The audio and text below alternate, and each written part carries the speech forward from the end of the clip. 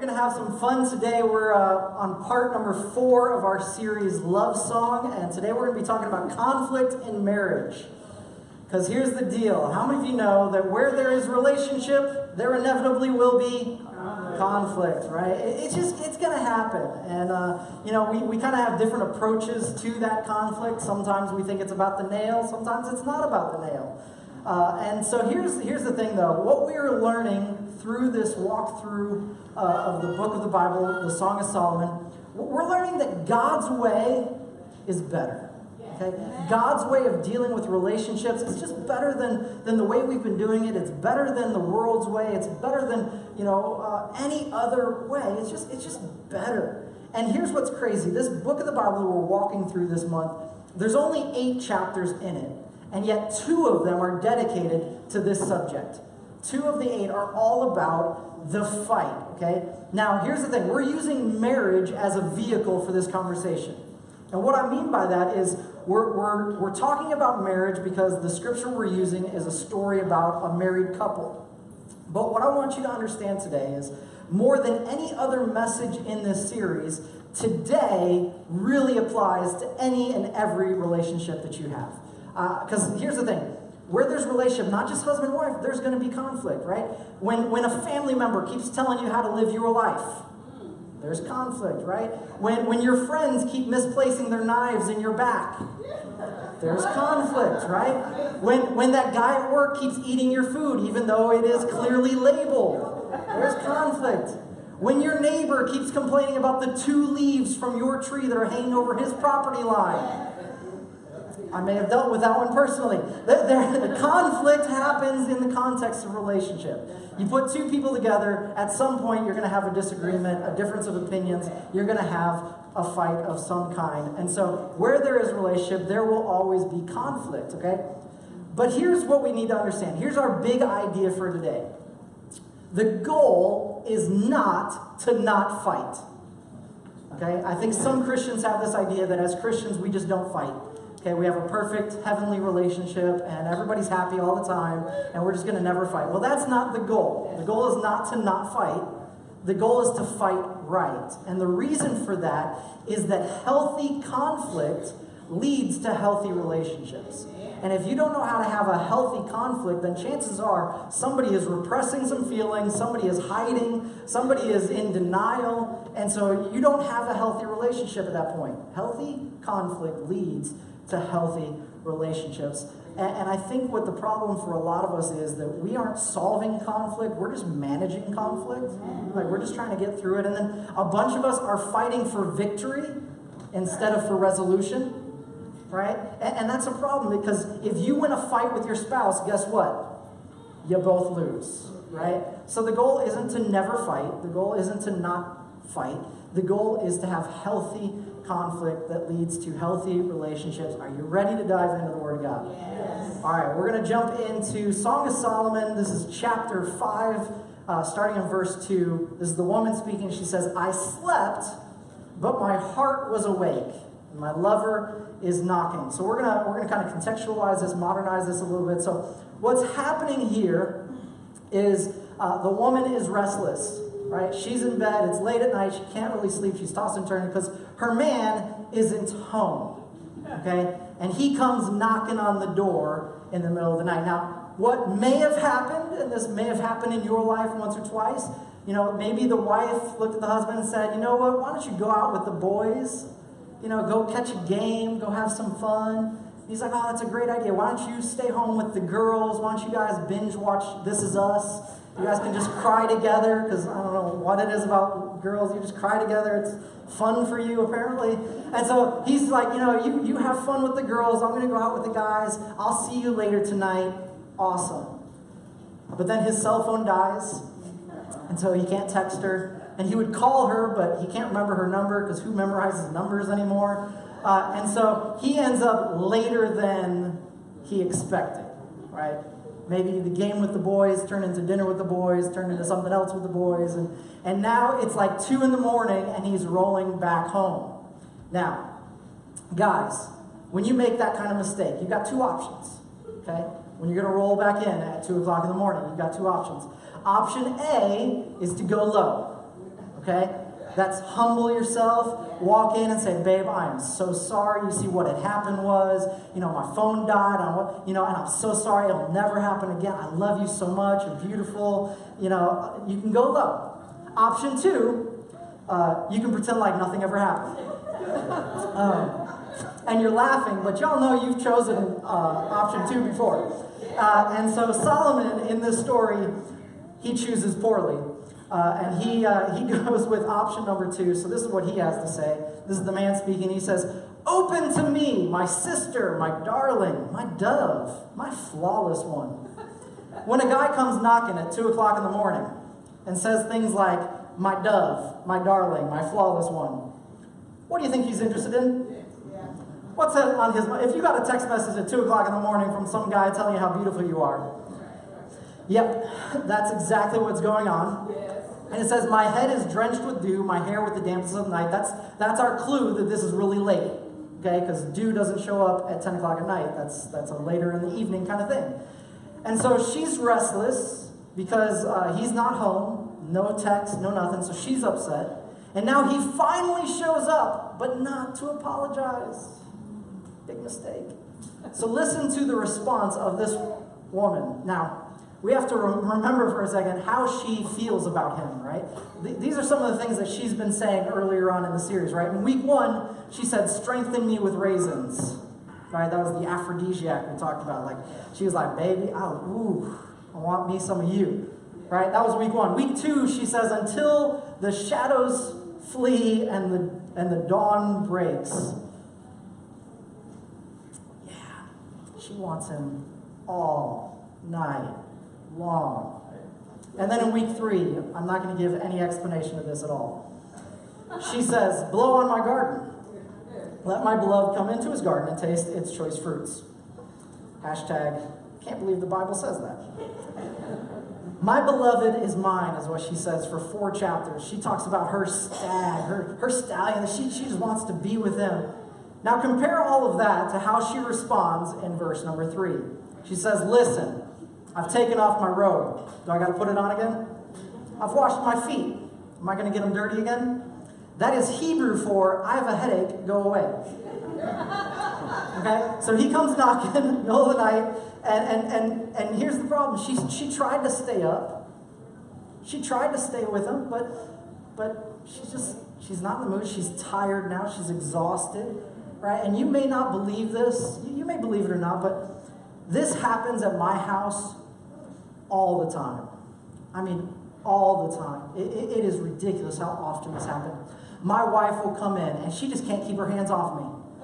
And I'm like, "Soul, please, just not tonight. I'm tired." Right? It's been a long day. I mean, I had like 5 counseling appointments today. I mean, you have no idea how hard it is being a pastor. And I'm trying to say, "Babe, soul, I love you, but not tonight. Remember, I'm a real person. I have feelings, and I have needs. I have a heart." And then I beg and I plead, "Babe, can we just cuddle tonight? I just want to cuddle. Just please." But I mean, you know how women are. We're going to have some fun today, because anytime we talk about conflict in relationships, it gets tense, right? And I want you to loosen up. We're going to have some fun today, because the Bible is fun. It says some awesome things. And so we're gonna just have a little bit of fun. But in order for us to understand what's happening here, right, there's this loving couple for 4 chapters. It's just glowing in love, and "Oh, you're so amazing," and all this fun stuff. And then all of a sudden we have this moment where they have their first fight. And so what we need to understand is that this conflict comes in 3 phases. And so does every conflict that you're going to have in any relationship. There's going to be 3 phases. And we need to understand those phases so that we can understand how to fight the right way, okay? And so the first phase is the obvious one. It is the fight, right? There's going to be a conflict. There's going to be a difference of opinion. There's going to be some reason that the 2 of you do not see eye to eye on a situation. And it's going to create a fight. Okay? Now, here's what we have to understand about the fight. It's caused by 2 things. At the root, at the core, if you really dig down, every single fight in any relationship is caused because of one of two things. The first is unmet expectations. Okay? What's really interesting about this story that the Bible gives us is that both causes are found right here in the scripture. First, the unmet expectations, right? He comes home and he's remembering how she wanted her stag all night long. And he's coming to find out if he can play with the twin fawns, right? He wants to know if the petting zoo is open. And it's not, it's closed. And so, he has this expectation of this love, and it is being unmet. And she has an expectation that he's going to show up early in the evening. He's going to spend the night with her. He's not going to be out with the boys till 2 in the morning. Unmet expectations. And really it happens to the best of us, right? Maybe her dad was great at fixing things, and he would always fix things around the house, and you can't swing a hammer without hitting your thumb. Okay? Or maybe your mom cooked amazing meals. Breakfast, lunch, dinner was like 5-course, everything all the time, and she burns water. Right? And like you've gotten to this place where there's unmet expectations, and you're wondering if this is even going to work. Maybe you expected the romance and the love letters and the little notes that he used to give you when you were dating to continue into marriage, and yet all that romance is kind of dried up, and now there's an unmet expectation. Maybe he's expecting nights of passion all night long, and yet you keep coming to bed in those comfy flannel pajamas. Just unmet expectations. Right? Second cause of any fight is selfishness. And so he's thinking about what he wants at 2 o'clock in the morning. She's thinking about what she wants. She just wants to get some rest. She's already taken off her robe. She's already washed her feet. I'm not going back through all that mess again. And so now he wants what he wants. She wants what she wants. And now we have a problem. What I've noticed is that this becomes a bigger issue the longer you've been together. Okay? If you're newlyweds or you're early on in a relationship, you shouldn't have a problem with this. And if you do, it's probably a red flag that you should bolt. Okay? But here's the thing. As time goes on, like with my wife, before we were even dating, she was pretty. I'm not much to look at, so clearly I was pursuing her, okay? And so early on, when I was in that pursuit mode, she had hurt her leg. She had to wear a cast, and she had to have crutches. And I remember carrying her across a busy street in Mexico. Like, I was going to be the man. I was chivalrous. I was going to serve her. Fast forward to last night, she asked me to take some laundry downstairs, and I groaned. I was like, seriously? Like, early on, I'll carry you. Later on, I don't even want to carry your dirty clothes. Like, there's something that happens over time that we get more and more selfish. It's like, come on, I always do what you want. Can we just be about me for a second? And it's so easy early to put the other person first, and then as time goes on, we begin to become more and more selfish. And understanding the cause of the fight is the starting point to fighting right. Think about what you've been going through recently. What relationships are you in the middle of conflict with? What's the root cause? What's below the surface? You may think you know what the problem is, but go deeper. What's really going on? Is there unmet expectations? Is there selfishness happening? We're going to go back to verse 3. She said, listen, I've taken off my robe. Must I put it on again? I've washed my feet. Must I sew it? I got a headache. Go away. And then he responds. He says, then she says, my lover thrust his hand through the latch opening. So basically what he's doing, he's trying to force his way into the room. So that in these old doors, there was this latch, and it was an opening, and that's where like this giant wooden key would go in. And so he's got his hand in there. He's trying to break the lock so that he can force his way into her room. He changes his mind. He doesn't force his way in. But then verse 4 takes a totally different turn, and all of a sudden now she says, my heart began to pound for him. So she starts verse 4 with, I don't want anything to do with you. And now by the end of verse 4, she's like, well, maybe I do. That's annoying. But then in verse 5, she says, I arose to open for my lover. Right? She changed her mind. Now she wants her stag. And it says that my hands dripped with myrrh, my fingers with flowing myrrh on the handles of the lock. Let me explain that a little bit. So what happened in that culture is there's no voicemail, there's no text message. And so a guy wanting to let somebody know that he was looking for them, that he came through, he would leave a little calling card behind. This is like a little love note. So when he was thinking about forcing his way into the room, instead he took a little bit of myrrh and he wiped it on the lock so that she would know, she would smell him and know, hey, look, babe, I was thinking about you. And so she opens the door for her lover, but my lover had left. He was gone. And my heart sank at his departure. She's disappointed. And says, I looked for him, but did not find him. I called him, but he did not answer. And so this is their first fight. Unmet expectations. He's wanting something, she's wanting something else. They fight. He does what most guys do. He hits the door, tries to break his way in, and then he storms off.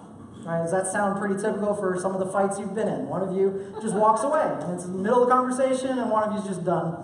Well, that's what happens, but this next part is kind of disturbing, because what happens in the next few verses is she goes out into the city to look for him. It's the middle of the night, and what ends up happening is the watchmen of the city find her. And this is one of those things that I don't understand why this happened, the way it happened. I don't know if maybe there was a curfew that she wasn't supposed to be in that part of the city. Maybe they didn't recognize her. They didn't know who she was. But for some reason, this watchman find her and they abuse her physically and emotionally. They attack her. And now, here's what happened. A small little fight turns into a big, huge problem. How true is that in your life? Where these little disagreements, these little unmet expectations, you expected a phone call and you didn't get it, and now all of a sudden it is blown up into this, like, is this relationship over kind of fight. Man, these insignificant issues can become something big and damaging if we don't know how to fight right. So I've got some practical rules for fighting fair for you. We're going to hit these pretty quickly. I hope you'll take notes. Maybe we can expand on it another time, but here's what you have to understand. In a fight, there's not a lot of good that can happen during the fight. Like, there's pretty much like one option for good, but there's a lot of options for bad. Okay, so what that means for us is that we have to prepare in advance. Okay, before the fight ever happens, you need to have an agreement, especially in marriage situations, especially with your spouse, that these are the agreements for how we're going to fight or how we're not going to fight. Make sense? So we got to set up some rules beforehand. The first one is to create boundaries. Okay, create boundaries. A few boundaries that Sol and I have for our disagreements, our heated discussions, is one, never in public. All right, how many times have you seen a couple go at it in public? And it's just awkward, and it's embarrassing, and it's weird. And now all of a sudden, if that happens to you, now there's all these other emotions that get thrown in and involved. And if you're fighting in public, that means neither of you have any kind of self-control, which is dangerous. That's bad. Things are going to be said because it's the heat of the moment that you shouldn't say. So we've just decided, look, we're going to control ourselves. We're not going to fight in public. Second one, we have a rule. There's a boundary. It's never going to get physical. All right? She's tough, man. She will beat me up. So we have to have this boundary. But seriously, it's never going to be physical. Never, never, never. There's no reason for it to ever get physical. Third one that we have is no yelling. Usually when a fight turns to yelling, it's because you're trying to be heard over the other person. And we have an agreement that we're always going to discuss this. We're always going to be able to talk this out. There's never going to be a need for one of us to raise our voice, because we can be heard. I'm going to listen, she's going to listen, okay? And then the last one for our boundaries that was really hard for us to get in the habit of was to never shut down. And I was going to blame her for all of this, but the reality is there's been a lot of times in the relationship where I've been the one to shut down. It's that fight or flight response, right? Some of you love to fight, some of you want to just run away. But in healthy conflict, in healthy relationships, you've got to talk it out. You've got to deal with the situation. And that means you can't just go to your room and close the door. That means you can't just hang up the phone and walk away, right? You've got to come together to discuss it, so never shut down. Second thing that we got to do for creating these rules is set time for this conversation to take place, for this conflict to be hashed out. This is where I struggled for a while because I felt like every problem had to be dealt with in the moment. And what I discovered is that sometimes I need time to cool off. And in the moment, I might say something stupid or do something stupid, and so I need time to cool off. My wife, sometimes, she'll need time to process what's going on, what's really... And so we have to create time for the conflict to happen. Now, in marriage, though, here's the rule with it. Set time for the conflict, but it has to be before bedtime. Okay? Because Scripture tells us, Ephesians 4:26, in your anger, do not sin. And sometimes in that conflict, we get to that place. But then it says, do not let the sun go down while you're still angry. And I found in my own life that if we didn't resolve things, they were worse when we woke up. We wake up and all night long you were thinking about, how you're going to get even, how you're going to get back, what your response is going to be, and you're giving them the cold shoulder, and now you wake up and you're both grumpy, you both slept on the wrong side of the bed, and it becomes a bigger mess. And so the rule is deal with it before bedtime. Now, that may mean that you got to go 3 days without sleep. Okay, I hope you like Red Bull. But, deal with it before bedtime. The third one for these rules is control your words. Okay, control your words. That means no name calling. Right? As soon as you're in a conflict with somebody and you resort to name calling, you make the issue about the person instead of about the problem. Okay, and so never name calling. We're not gonna, you idiot, you're so stupid. None of that stuff. Okay. Then we're also not going to get historical with it, okay? We talk about one issue at a time. Sometimes we get in a conflict and, instead of getting hysterical, we get historical and we just bring up every single thing that's ever happened. And let me tell you, if you've had a conflict in the past and you've resolved it and you've forgiven each other, you can never use that as ammunition for the next fight. Okay, that's just not allowed, okay? So don't get historical, don't speak to one issue at a time. And there may be a lot of things going on, but one at a time. Okay, and then we have an agreement, my wife and I, since we got married, never going to talk about the D word.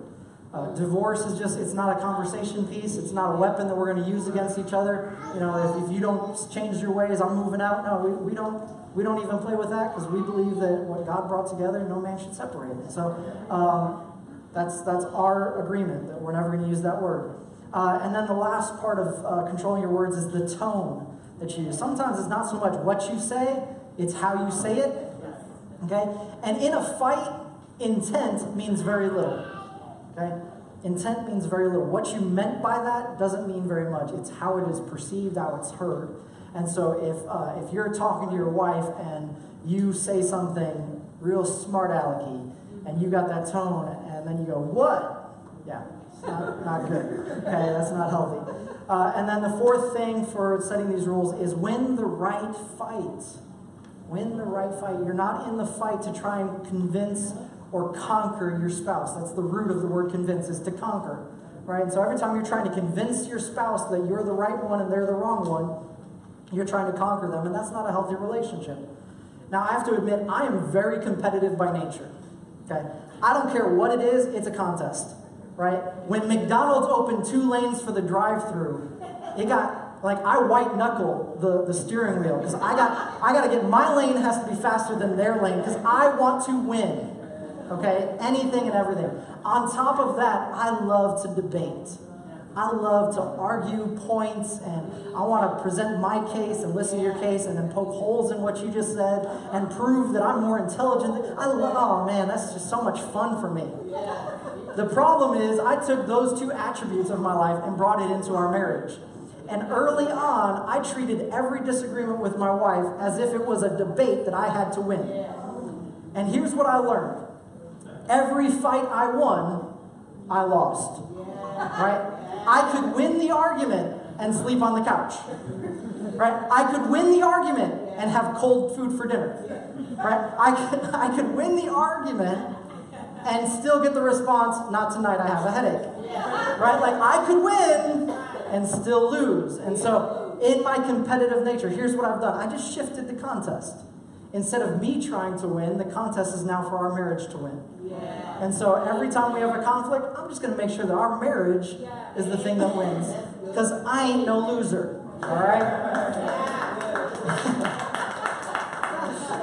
I love you guys. All right, so we gotta move on. I got a lot of stuff to talk about. So after the fight comes the choice, and this is probably the most important part of what we're going to talk about today. It's the choice that has to be made, and in any conflict, the choice that you have to make is me or we. Okay, me or we. Is this going to be about me choosing what my victory is, giving my 2 cents so that I can win? Is it going to be about my selfishness, just trying to get what I want out of this? Is it going to be about my revenge? How many of you have tried to get even with your spouse before? Yeah, you don't want to raise your hands because your spouse is there. But we have that tendency that when we're in conflict, we try and get revenge, we try and get even. There's a story by Tommy Nelson. He wrote the book on this, literally. He's the pastor that we're taking a lot of inspiration for the series from his writings probably 2 decades ago that he wrote on the Song of Solomon. But in his book, he tells the story of a husband and wife who had a fight one morning. See, the wife was getting ready for work, and she asked her husband to zip up her dress. And so he, being the immature man, like many of us are, he decided to have a little bit of fun, and so he zips the dress up, and zips it down, and zips it up, and zips it down, and goes zip, zip, zip, zip, zip, zip, zip, having a little fun, and he breaks the zipper. Right? And every lady in the room is like, oh no, he didn't. And so she breaks the zipper, she has to get changed, now she's late for work, and she's just mad. Okay, she's mad. She comes home from work, she comes into the garage, and she sees him under the car, like from the waist up, he's under the car, from waist down, he's exposed, and she's like, now's my chance. I can get revenge. I can get even with him. So she grabs his pant zipper, and she zips it down, zips it up, zips it down, zips it up, zip, zip, zip, zip, zip, zip, zip. And she laughs, and she goes in the house, and she's like, I got even. She walks into the kitchen. Her husband is standing at the kitchen sink. That's not even the best part yet. And she says, what are you doing in the kitchen? He's like, what do you mean, what am I doing in the kitchen? It's my house. Like, I'm not going to be in the kitchen if I want. She's like, no, you were just in the garage. He says, no, I wasn't. I asked our neighbor to come over and work on the muffler for us. And she lost all color in her face as she tried to explain to her husband what had just happened. So they both run to the garage, and their neighbor is still under the car, and they are just apologizing profusely, just tripping over, just trying to explain what happened and why, and they're so embarrassed. And the guy under the car is not responding at all. He's dead quiet. And that's when the husband grabs him by the legs and drags him out from under the car, and he's unconscious with a big old mark on his forehead. Because imagine if you were alone in a garage working on a car and somebody grabs your pant zipper and zips it up and down. What reaction would you have? Yeah. Right in the forehead. Knocked him out cold. Right? When you try and get revenge, when you try and get even, it's dangerous. It's not healthy. There are consequences. Bad things can happen. Don't try and get revenge. You got to make the choice, me or we. And here's what happens. The enemy tries to use pride to separate you. And here's kind of a side note. Your marriage has an enemy, but it's not your spouse. Even when you're in a fight with your spouse, they're not the enemy. Okay? But the enemy is trying to use pride to separate you. You're going to become prideful, they're going to become prideful, and now all of a sudden you're both giving each other the cold shoulder. I remember one fight I was having with Soul. I was right. That doesn't happen very often. Like, she did the wrong thing. And so I had decided, usually I was the one that would always go to her and make things right. But I decided, not this time. I'm always the one that has to take the low road. So this time I'm like, no. She's going to come to me. She's going to apologize to me. And that was like the worst day of my life. Because this pride had just kind of put a wall between me and my wife. And man, pride will separate you. But what happens is humility will actually bring you closer together. When you can humble yourself, even when you were right, and still take the low road. And still go low. Still humble yourself. And look for the good of the relationship over your own selfishness. And we can begin to choose the good of the relationship when we look for the good in our spouse. Okay? Romans 12:21 says, do not be overcome by evil, but overcome evil with good. The problem is, in marriage, for some reason, we have a tendency to repay evil with more evil. And we're always trying to get even. We're always trying to get the upper hand. And what happens in a lot of marriages is when we feel attacked, to defend ourselves, we begin to criticize the other person. Can you think logically for a minute? What other relationship is made better through criticism? None of them. Right? If you've got a boss that all day, every day, he's just criticizing you. Every decision you make, all day long, he's criticizing you. Are you going to come home and go, gee, I just really feel close to my boss right now?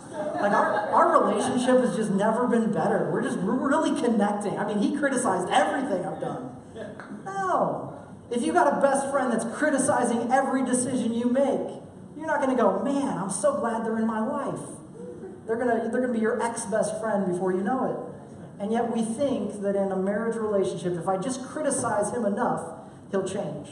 And that's not how it works.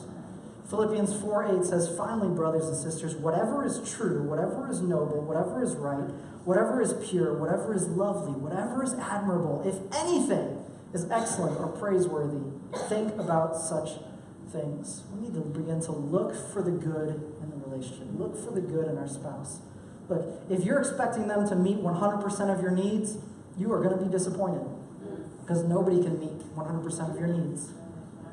But if you start becoming disillusioned with a husband or a spouse that's meeting 80% of your needs, and you start looking for somebody else that can cover the 20% that's missing, and you'll end up trading 80 for 20, and you'll be so disappointed in the end. But if you will look for the good. Ruth Graham, Billy Graham's wife, she was asked one time in an interview, it kind of felt like the interviewer was trying to create some conflict in their marriage. And so he asked her, he said, Billy is gone 7 months out of the year. That can't be good for your relationship. You know, how do you handle him being gone 7 months out of the year? And her response was so simple. She said, 5 months with Billy is better than 12 months with any other man. Look for the good, right? There's always going to be conflict. There's always going to be something that's going on. But where's your focus? Is it on the one wrong thing or is it on the 20 right things? Right? Look for the good. Look for the good. And what I love about this story that the Bible gives us in Song of Solomon is that that's exactly what these two people did.